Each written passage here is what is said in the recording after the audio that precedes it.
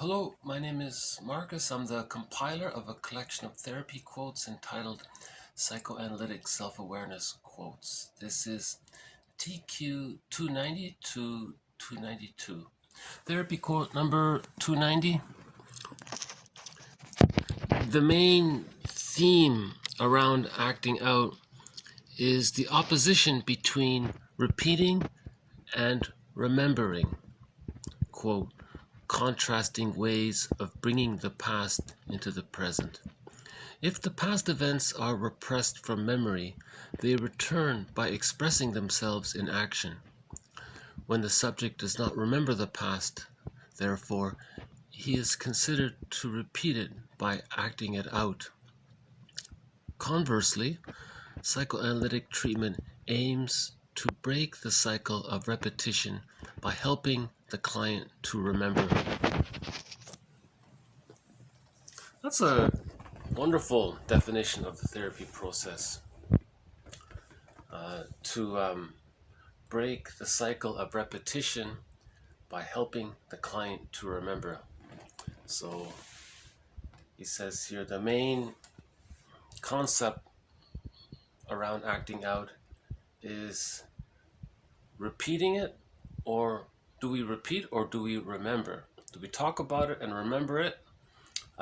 If not, then we're going to express it through action, repeating. That's the repetition compulsion gone awry. See, when there's a trauma, the person tries to repeat it somehow. They may try to create a situation to repeat their childhood trauma, and they're trying to communicate what happened to them. Or, let's remember it. Feel safe, you can mourn it and cry, and then you healed your memories. If you don't heal your memories, the person's going to the theory is he's going to repeat it. If the past events are repressed from memories, they return by expressing themselves in action. When the person doesn't remember the past, therefore, he is considered to repeat it by acting it out. So you can see that. So for example, in TQ91 talks about the use of immature defense mechanisms, splitting, projective identification, displacement, provoking the therapist to take on a role, or projecting the wounded inner child onto the therapist, the client, and then the client identifies with the aggressor and does to the therapist what was done to him to communicate what was happening. So this is all acting. These are all actions to try to communicate what happened to him as a child, right? TQ 291.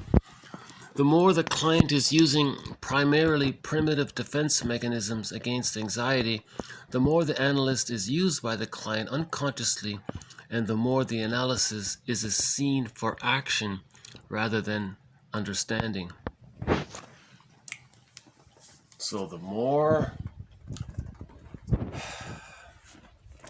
the immature infantile defense mechanisms, sometimes in the literature they're called primitive defense mechanisms, but let's just say infantile, immature defense mechanisms.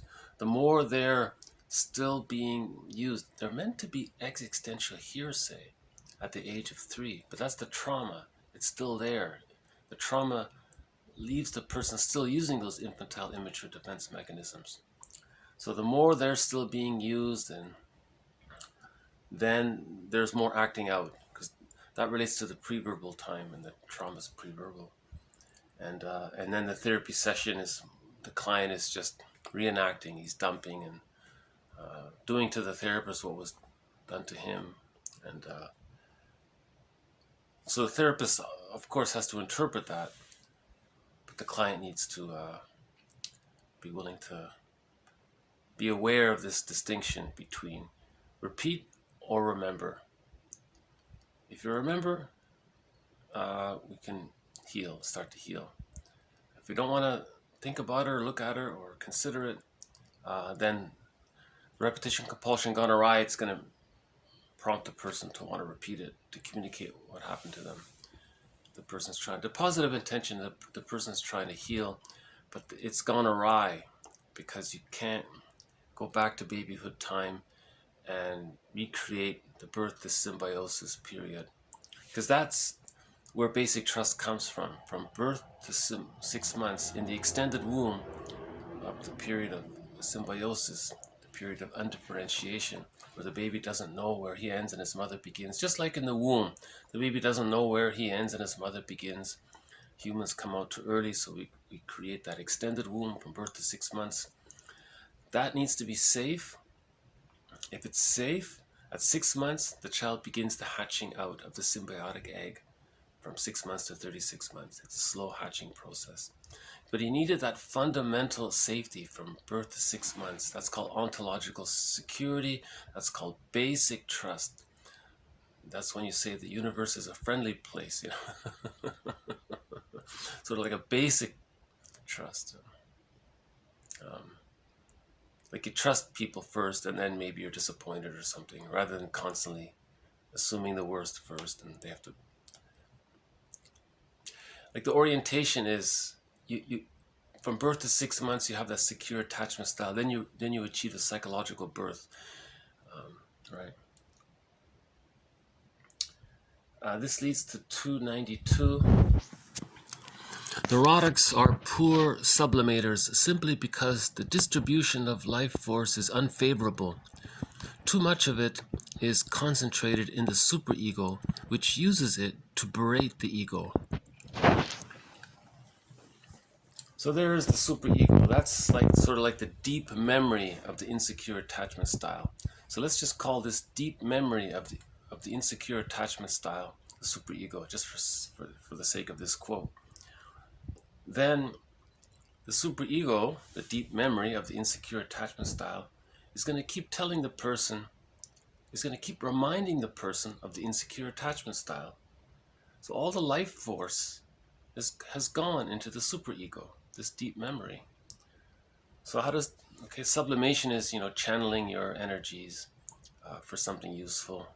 Even if you're a little neurotic, you're still doing something useful. You're not harming others. It's productive for society. Not in a splitting sort of sense. It's productive in a generative sense overall. Right? Who was it?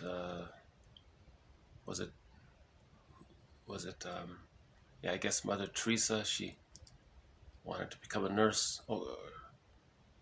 Yeah, Karen. Bertha. What's her name? Bertha, Anna O or something. She became the first social worker, or she promoted social work. Some people say she invented sort of the modern version of social work or something. So there was a woman who was traumatized. She used her energy to advance the field of social work, So that's something positive, Mother Teresa wanted to help the poor and all these kinds of things. So neurotics have too much of their energy caught in this deep memory of the insecure attachment style. And therefore it's hard to sublimate because the distribution of energy, life force, the prana or the chi or the life, all those terms that are out there to describe the life force. This life force, the distribution of it is unfavorable for the neurotic because most of it is concentrated in the superego, which uses it then to berate the poor unconscious ego. See, your ego, your conscious ego and your unconscious ego, ideally wants to do something from the real self, but the superego, the memory of the insecure attachment, says, no, we still have this insecure attachment style. No, right? So the superego is that harsh, critical judge. It's always saying, in Bergler's metaphor, courtroom metaphor, the superego is this harsh judge.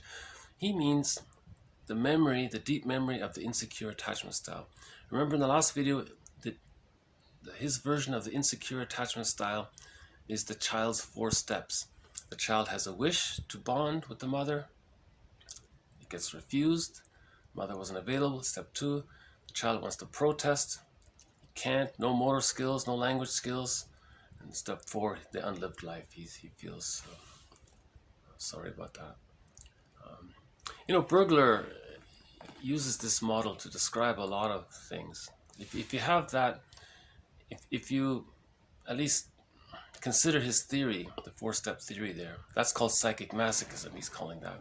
That's with the insecure attachment style. We're not talking about the secure attachment style.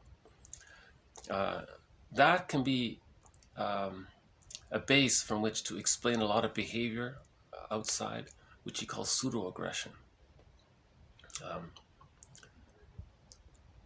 So remember, the baby couldn't protest. Now in the repetition compulsion, in the outer world, he's going to protest. And that can, in some form or another. In its most overly extreme forms, Bergler calls that, the antisocial behavior and all that stuff. Because he's protesting. What he's really doing is he's reenacting what he as a baby wanted to do but couldn't do, which was protest to the mother. Get the mother to provide this symbiosis. Remember, the hostile provocative behavior is the baby or the person's attempt to get the symbiosis.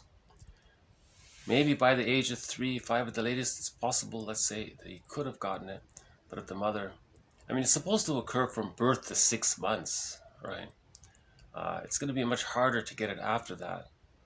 But let's say, benefit of doubt, let's say it's theoretically possible before the age of 3. That's when the hippocampus comes online, right? So you want to get it done before the age of 3. 5 at the absolute latest, I would think.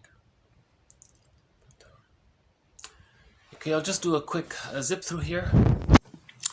The main theme around acting out is the opposition between repeating and remembering, contrasting ways of bringing the past into the present. If the past events are repressed from memory, they return by expressing themselves in actions. When the subject doesn't remember the past, therefore he is considered to repeat it by acting it out. Conversely, treatment aims to break the cycle of repetition by helping the client to remember.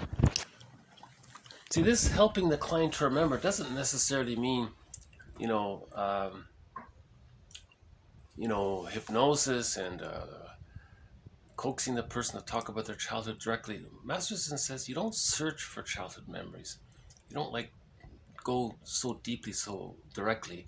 You can provide, like in the last video, you can provide interpretations that draw parallels to what the person regularly does in his life, what his chief complaint is in life, and how it's being enacted out in the present moment. And that can naturally bring up memories of the childhood past. So that's maybe one way to help the person remember the past, to bring up the past, to digest it, because he feels safe. So to help the client remember, it's got to be safe little environment. That's like like a container there, the office, I guess, and the ritual, the routine, and little procedures. It's all set. Remember, rituals deal with anxiety, so there's like a little ritual there, and you have a little safe space. And in traditional cultures, they'll first do a smudge, and then they'll call in the directions and have like a little prayer kind of thing, just to set the stage that this is going to be a safe place.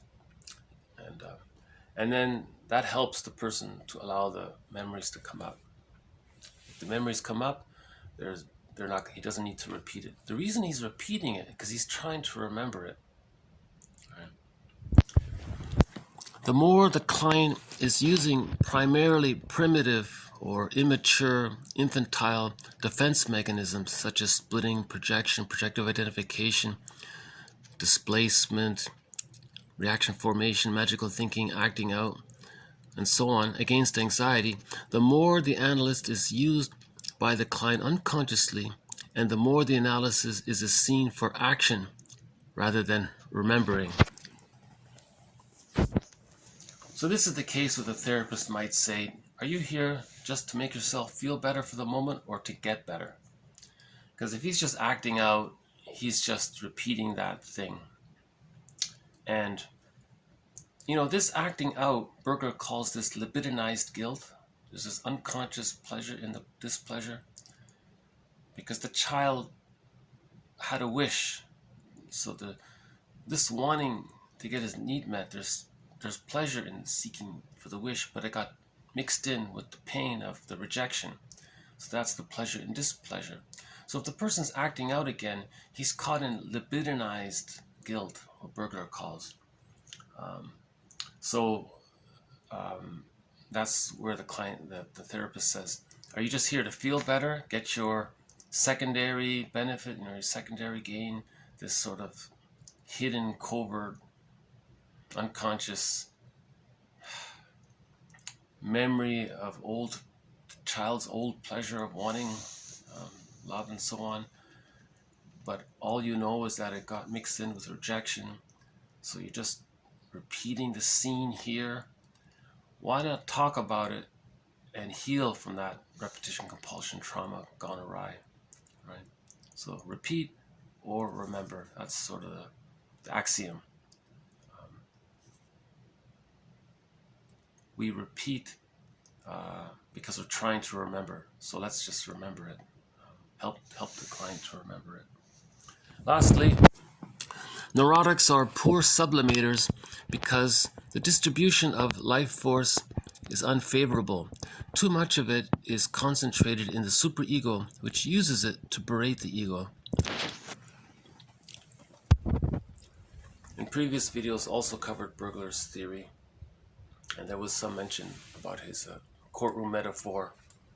The superego is this judge, and the soul is the plaintiff, the unconscious ego is the plaintiff's lawyer, and so the unconscious ego represents the deep memory of the insecure attachment style. So the person as an adult can't just wipe that away as if it never happened. No, you had an insecure attachment style. Oh, okay. Oh, I see. Well, how do I live? How do I function? Well, the judge finally says, well, you're going to have your pleasure and displeasure are mixed in, libidinized guilt. The libidinalization of guilt, or libidinized guilt. Well, that's there, the judge says, but but this is unconscious to you. You're not aware of your insecure attachment style. So the best we can do for you is you can be pseudo-aggressive, you can protest in a dysfunctional way because of the repetition compulsion gone awry. Even the judge can't override that. The deep memory can't override the deep psychic nature. Even the superego can't override nature, right? So he understands that. So the superego judge says to through the unconscious ego, the soul's lawyer, the superego says to the lawyer, tell your client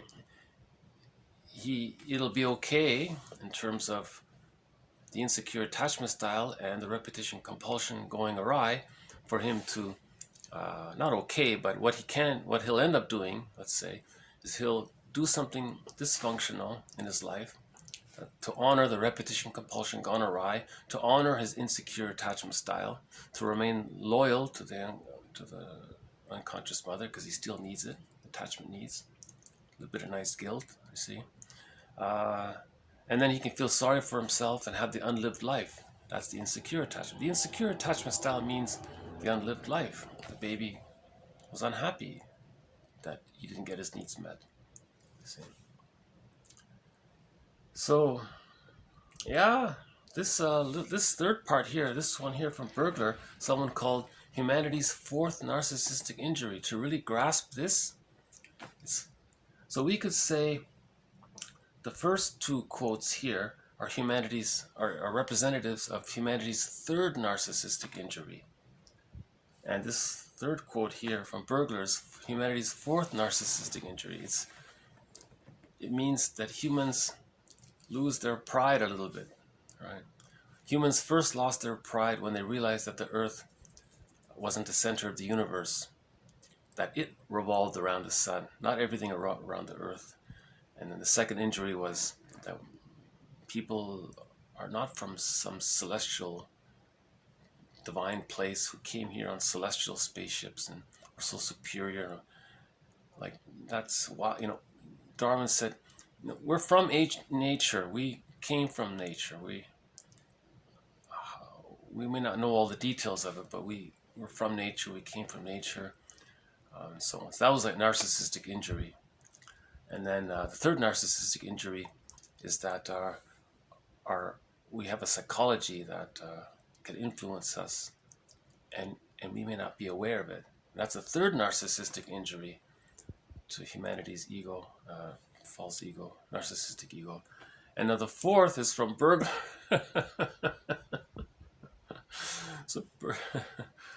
So I can imagine a lot of people people gave Bergler a hard time. He says, yeah, I understand. Just like back then, people were offended that the earth wasn't a center, and that what Darwin said upset people, and what what Freud said upset people, and now what I'm saying is stuff it's gonna be upset people. So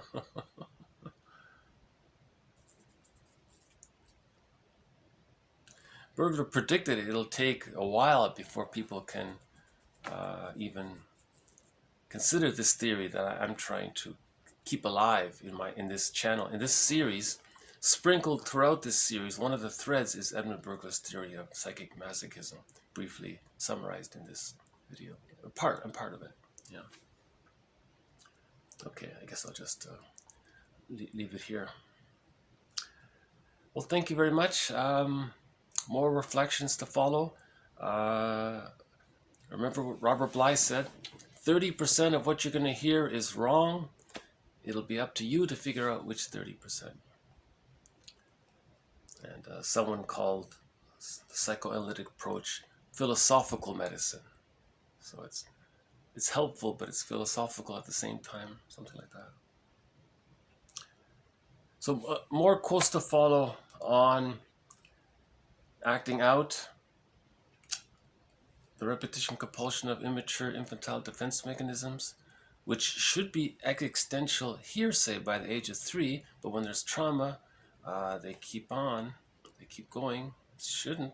That's the trauma, developmental trauma. It keeps on going after the age of 3. It's not supposed to.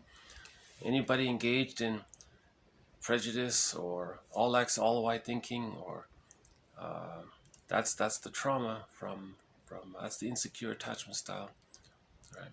And there'll be more quotes from Bergler as well. He covered a lot of topics, not just, that's his primary theory, but he also and he applied it to many areas, but he also talked on other topics sort of separately from his main theory. Okay, thank you very much. This has been TQ 290 to TQ 292. Thanks. Bye for now.